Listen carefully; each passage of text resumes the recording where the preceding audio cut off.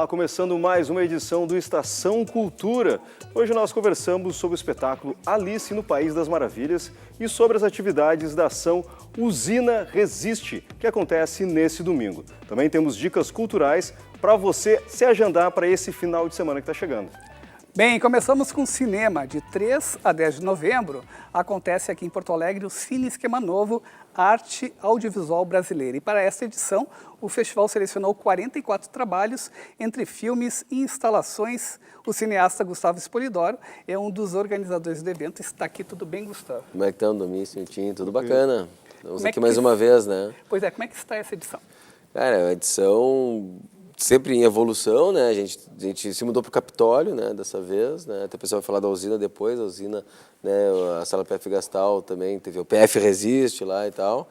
Mas esse ano a gente vai ocupar o Capitólio, mas já tradicionalmente o Instituto Goethe, né? Que a gente sempre faz atividades, e também pela primeira vez o Instituto Ling, né, participam do festival, 44 trabalhos, né, 32 em sala de cinema e 12 que vão estar como vídeo instalações ou até performance. A gente vai ter uma vídeo performance que vai sair, por exemplo, do Capitólio, vai circular pela Borges, vai até o Passo dos Açorianos, ali onde tem a Ponte de Pedra, né, como projeção lá. Então, o Cine Esquema Novo sempre é isso, essa mistura. Então, por isso que a gente, inclusive, assumiu esse título para o festival, que é a Arte Audiovisual Brasileira, que é justamente para pensar esse audiovisual como um todo, né? E a gente sempre bate nisso desde o início, né? Mas, né, pensar esse termo, né, que não é um termo muito usual, inclusive, mas que para nós faz muito sentido, que é esse audiovisual, que pode estar na sala de cinema, mas pode ter outros espaços, porque tu tem festivais de cinema e tem festivais de artes que incluem o audiovisual, né? E o Cine Esquema Novo mistura tudo isso, não só as duas coisas, mas tudo isso. Bom, e durante todo esse percurso do Cine Esquema Novo, além de mostrar esses trabalhos, também tem alguns momentos de reflexão sobre isso, pensando na questão do cinema expandido e também expandido o próprio conceito. Isso também tem um reflexo na própria produção aqui do Rio Grande do Sul, de uma certa forma também, né? Tendo essa janela. Então, esse ano também tem vários filmes gaúchos e alguns deles com reflexo da própria produção voltada para o Cine Esquema Novo, né? Quando o Cine Esquema Novo começou, e eram poucos festivais no Brasil em 2003 e festivais muito tradicionais, a nossa ideia era justamente exibir uma produção que não passava nos festivais, né? E dentro disso a gente começou a encontrar, justamente, tentar encontrar e criar esse público, digamos assim, formar esse público que pudesse, quem sabe, no futuro realizar trabalhos que hoje estão no Cine Esquema Novo. Então teve anos, por exemplo, que a gente tinha um gaúcho no Cine Esquema Novo, porque a gente não é bairrista, a gente achava que não tinham trabalhos aqui que justificassem uma seleção para um festival como o nosso, assim, com a linguagem que o Cine Esquema Novo propõe. E nesse ano nós temos dos 44, 14 são ou de gaúchos ou de realizadores daqui que estão em Pernambuco, na Alemanha, né? E a gente ficou muito feliz de ver que vários deles são realizadores que acompanharam o festival, que frequentaram o festival quando eram estudantes da PUC, da Unicinos, de outros lugares, e que hoje estão produzindo filmes que nós estamos passando, assim. Então acho que é um momento muito importante esse ano, acho que a nossa relação, né, com a produção audiovisual local. Gustavo, a gente pode falar assim, de alguma tendência da curadoria neste ano?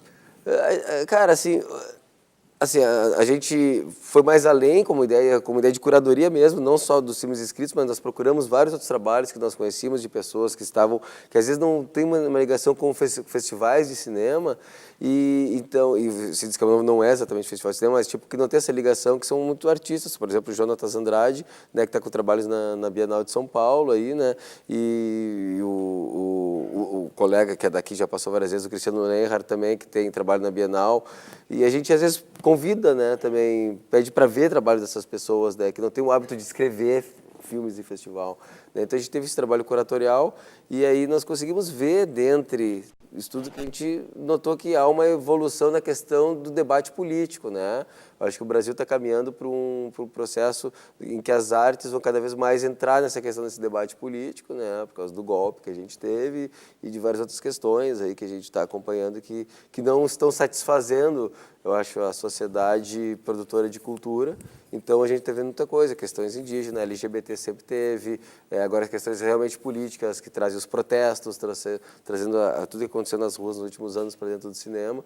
Então acho que o Esquema Novo está com isso aí. E é até interessante, né, que a gente vai levar algumas atividades que acontecem no festival, antes do festival, né, para o espaço, por exemplo, como Utopia e Luta, que é uma ocupação que tem ali no Viaduto Borges, Então, no dia 1º de novembro, nós vamos fazer lá no terraço, porque são 3 prédios que cercam, é muito interessante. Aquilo ali é um prédio antigo, ocupado.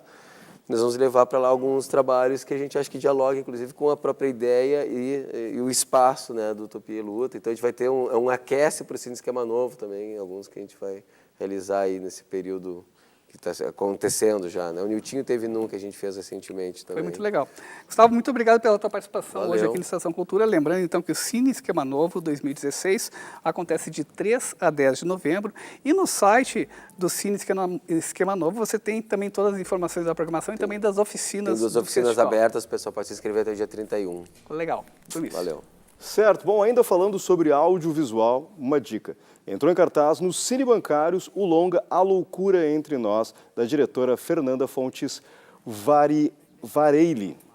O filme, que já foi exibido em festivais nacionais e internacionais, reflete sobre as fronteiras do que é considerado, abre aspas, normal ao dar voz a pessoas que lutam para resgatar suas conexões sociais após experiências em hospital psiquiátrico. O documentário está sendo exibido em 2 sessões diárias, às 3 e às 7 da tarde. E nem faço nada além do normal. Agora, artes visuais. Até o dia 13 de novembro, a Galeria dos Arcos da Usina do Gasômetro apresenta a exposição Obra. Confira. A exposição Obra traz recortes das criações de Juliano Ventura e Diego Passos. A produção, desenvolvida entre 2012 e 2015, aborda a reorganização de elementos urbanos no espaço público de cidades como Porto Alegre, Florianópolis e Cali, na Colômbia. Os artistas são coeditores da Edições Água para Cavalos, projeto editorial que utiliza a fotocópia como tática de apropriação e autopublicação. Diego Passos é natural de Porto Alegre. É artista visual mestre em poéticas visuais pelo Programa de Pós-Graduação em Artes da Universidade Federal do Rio Grande do Sul. Juliano Ventura é de Santa Maria. É artista visual graduado no Instituto de Artes e mestrando em processos artísticos contemporâneos.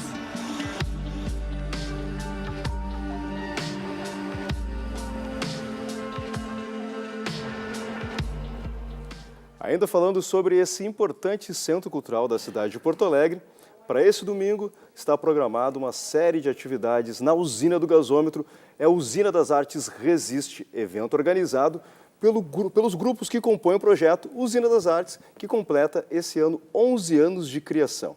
Quem nos explica mais sobre a programação é o Alexandre Dil. Tudo bem, Alexandre? Tudo bem.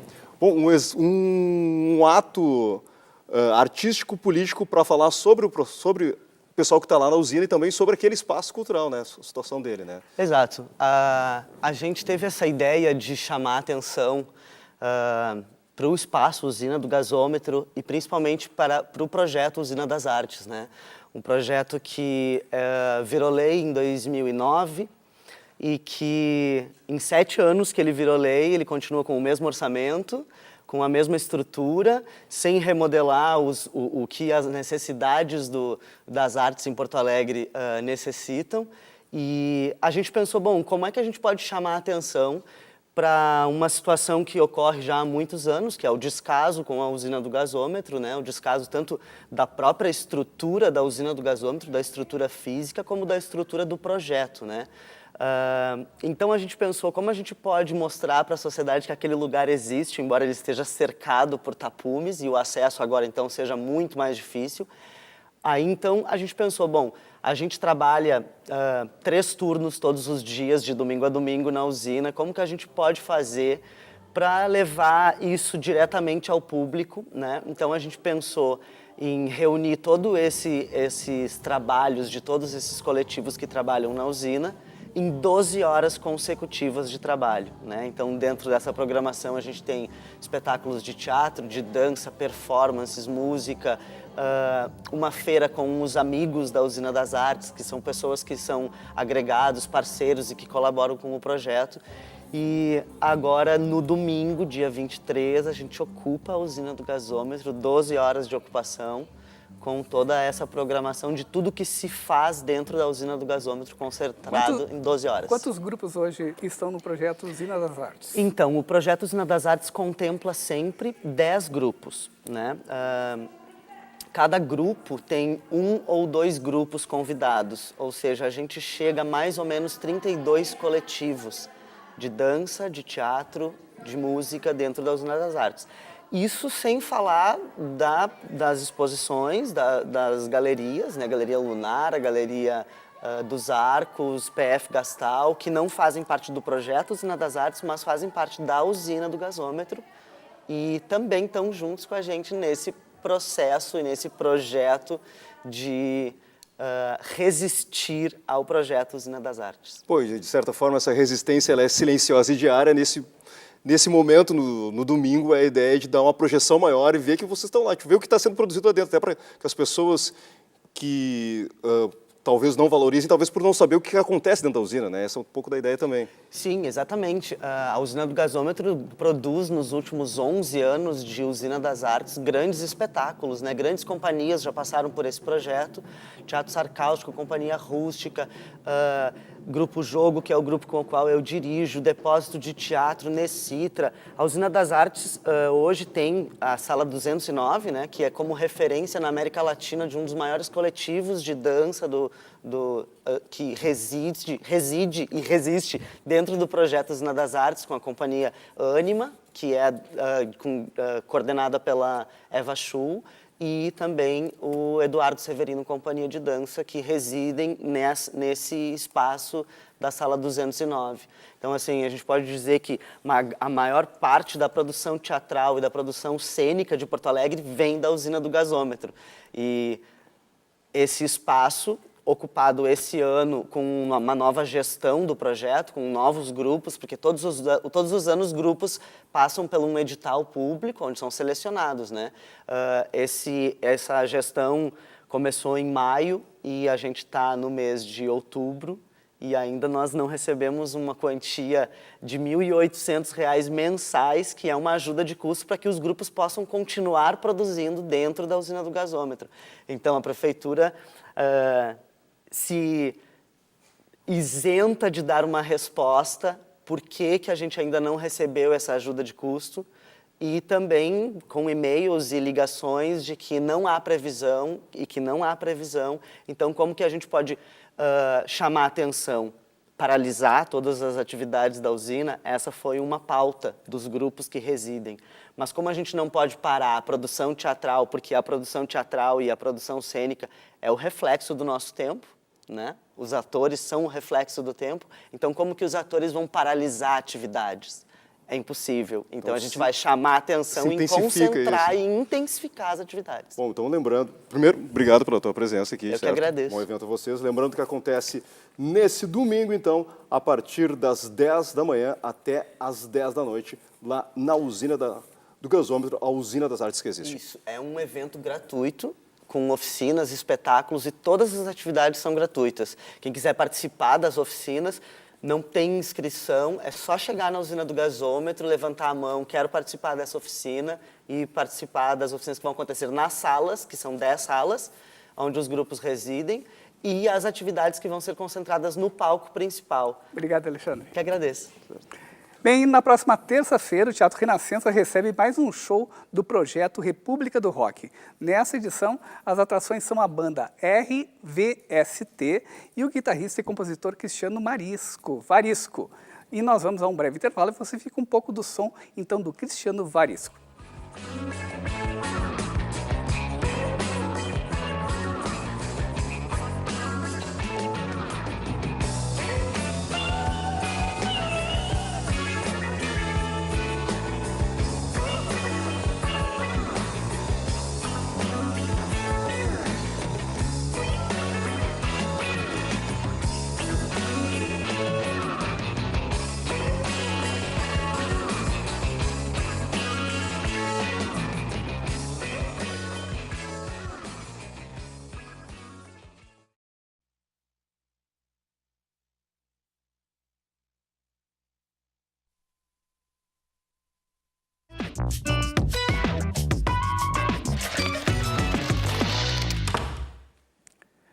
Volta a cartaz, a partir deste final de semana, a montagem infantil Alice no País das Maravilhas. O espetáculo é encenado por atores surdos e pode ser visto neste final de semana e no próximo, sempre às 4 horas da tarde, no Centro Histórico Cultural da Santa Casa. E quem nos dá os detalhes da montagem é a diretora Adriana Somacal e a intérprete de Libras, a Ângela Russo. Tudo bem, Adriana? Tudo bem, Que legal receber vocês aqui muito obrigada. para falar dessa montagem bem especial, né? Porque ela é encenada e feita por atores surdos. Sim, esse é o grande diferencial do nosso grupo, né? O Grupo Signatores é o único grupo no sul do Brasil que se dedica a uma pesquisa com atores surdos e tem o elenco inteiro são de atores surdos. Então, nesse caso, a gente pode dizer que a questão da universalidade, ela é feita ao contrário, né? Quem vai ter que passar por um outro processo, vai vir assistir de uma maneira diferente a peça, são as pessoas ditas, entre aspas, normais, né? Sim, é verdade. Tanto que a gente começou a brincar e apropriou na divulgação, que é um espetáculo de atores surdos, mas com acessibilidade para ouvintes. E Alice no País das Maravilhas, como é que surgiu esse tema? Assim, o Alice é uma consequência dos outros espetáculos que a gente já montou no passado, né? Esse é o 4º espetáculo do grupo ao longo de 6 anos. A gente começou como um grupo de pesquisa, somos pesquisadores da URGS, né? Com uma vontade, como se faz teatro com surdos? Como se faz teatro para ouvintes, com um público misto, o público de surdos e ouvintes. E a gente começou a pesquisar. Fizemos 3 espetáculos. O Alice foi contemplado pela primeira vez que o Fundo ProArte seleciona um grupo de atores surdos, né? Montamos no ano passado e estamos voltando agora em nova temporada. E na montagem, né, os atores falam tudo em Libras. Sim, sim. A primeira língua do grupo é a língua de sinais. Então, o espetáculo ele foi montado na língua de sinais. A Ângela, que é a nossa intérprete, também ela traduziu o roteiro, a dramaturgia que foi criada a partir do livro do Lewis Carroll mesmo. A gente seguiu bem a história do Alice. Ela fez a tradução para Libras e a gente montou as cenas e todo o espetáculo de uma forma muito visual. Então, a gente tem assim, a parte estética do espetáculo é um elemento muito importante para contar essa história. Bom, e tu, enquanto diretora, trabalhar com atores e com outras questões, como é que funciona? Na nossa equipe, a gente tem profissionais que são ouvintes e não sabem Libras, e no nosso caso, como pesquisadores, nós somos bilíngues. Então, a comunicação com os atores, entre nós, é direta. Eu dirijo em Libras, todos os ensaios são em Libras, e o que é bacana é que, como a gente tem 2 atores que são ouvintes, eles não sabiam Libras, e eles aprenderam ao longo do processo, porque nós ensaiamos para montar o Alice durante 10 meses. Então, a gente ensaiava os surdos e todas as questões das cenas, mas também ensaiavam com os atores ouvintes junto e aprendendo visualmente como eram as cenas, porque os 2 lados precisam ter consciência. Os atores surdos, eles têm que ter consciência que existe a voz, então eles não podem sinalizar muito rápido. E os atores ouvintes também precisam aprender visualmente o espetáculo para poder acompanhar a narração em português. Ok, Ângela, Adriana, muito obrigado pela participação de vocês aqui no Estação Cultura. Lembrando, então, que o espetáculo Alice no País das Maravilhas, sábado e domingo, 4 horas da tarde, no Centro Histórico Cultural da Santa Casa. Domício. Certo, Nilton. Uma outra dica, olha só. No ano que Viamão completa 275 anos, a Fundação Vera Chaves Barcelos homenageia a produção de Silvio Nunes Pinto. O artista é natural de Viamão e que faleceu há 11 anos, era um criador original, com uma produção situada entre a artesania, o design e a arte popular. Artista não conhecido pelo grande público, sem formação artística tradicional, Silvio Nunes Pinto elaborava suas obras e seus materiais de trabalho de modo expressivo e original. Ele produziu durante toda a sua vida, mas foi depois da aposentadoria que pôde se dedicar mais às artes. A característica maior dele é ele colocar a arte, né, sobre tudo que ele faz, né? E esse contato da natureza e representá-la nas suas obras, né? Acho que isso é uma identidade que você encontra em todas as peças dele, né? O principal é saber que o Silvio era um autodidata, um aprendiz da vida, de como viver e como saber viver. Ele viveu o trabalho, de fato, dele formal seria o trabalho de trabalhador rural. Ele morou, nasceu em Viamão, se criou em Viamão, tinha paixões muito comuns a todos os brasileiros, como o futebol, o boxe, enfim, as coisas. O mundo dele tinha muito, a referência era muito da TV, inclusive, ele via a TV, viu a Copa do Mundo em 78, a gente pode perceber o passar da história através dessa vivência cotidiana, do dia a dia. Além de ver essas peças menores e essa própria ferramenta, os objetos decorativos. Então, você percebe que ele tinha tanto essa minúcia, procurar essa minúcia, né? Tanto nas ferramentas próprias, quanto nos próprios objetos. Inclusive, ele fez várias ferramentas para compor, para confeccionar esses objetos.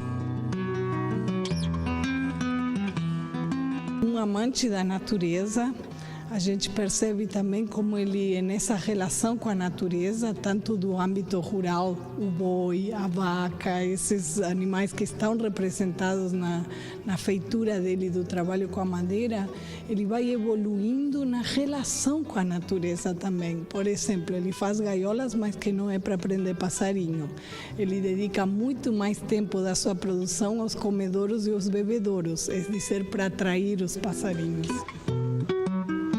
O local de trabalho do artista foi reproduzido, um espaço de 10 metros quadrados em que uma projeção de vídeo exibe onde estavam as obras apresentadas. Eu cheguei na casinha, ela estava toda empoeirada, estava praticamente 11 anos fechada, né? E fui pegando as coisas, tirando, foi como se fosse uma arqueologia contemporânea. Então, tirar aquela poeira toda e começar a encontrar as peças, né? E tentar entender, inclusive, por que ele fez uma peça, por que ele colocou aquele desenho, por que ele fez daquele jeito, né? E cada coisa tem uma medida diferente, tem um olhar diferente, tem um formato que vai além, né, de uma ferramenta qualquer. São algumas coisas que são adaptadas, inclusive, né, para o próprio manuseio dele. Então, a gente percebe uma ergonomia, uma preocupação com essa ergonomia, né, dele próprio. A casinha onde ele trabalhava era aqui mesmo, no lugar onde a fundação hoje abre ao público, e então poder trabalhar as questões desse fazer construído com uma sabedoria própria. Ele adapta as ferramentas às necessidades do trabalho, à necessidade das peças que ele quer elaborar, e ele vai do micro ao macro. Era uma pessoa muito observadora. Então, o que a gente percebe é que ele observou muito os mecanismos das coisas, né? Talvez dele ter feito algumas visitas em marcenaria, visto alguns funcionamento dos brinquedos, né? O mecanismo. Então, por ele ter sido muito observador, e ele conseguiu ter êxito nas coisas que ele trabalhou. Todas as características das peças que ele realiza são dessa convivência diária mesmo. É nesse sentido que eu me refiro ao saber viver, é saber observar, saber trazer do melhor que nós podemos fazer com o nosso fazer. Então, para nós, essa exposição, desde o setor educativo, ela é muito, muito ilustre e importante, não só pelo fato de resgatar as questões locais, as questões de Viamão mesmo, esse ano é os 275 anos do município, e trazer este viamonense à luz.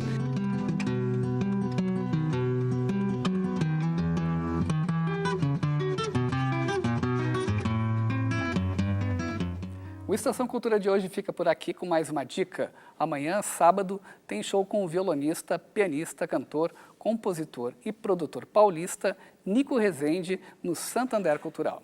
O Nico tem 8 discos solo lançados, produziu o primeiro disco solo do Cazuza e como arranjador trabalhou com Roberto Carlos, Erasmo, Lulu Santos, Marina Lima, entre outros. Rezende também atuou na direção musical de vários espetáculos teatrais e no cinema compôs para Bete Balanço, Garrincha, a Estrela Solitária, Vestido de Noiva, E na Carne e na Alma.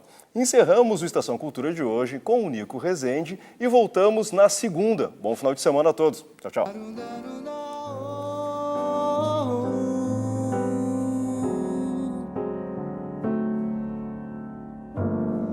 mais teu silêncio que tua agressão. Tentar crescer, saber dizer não, não. Ter seu espaço, sua opção, tudo em vão.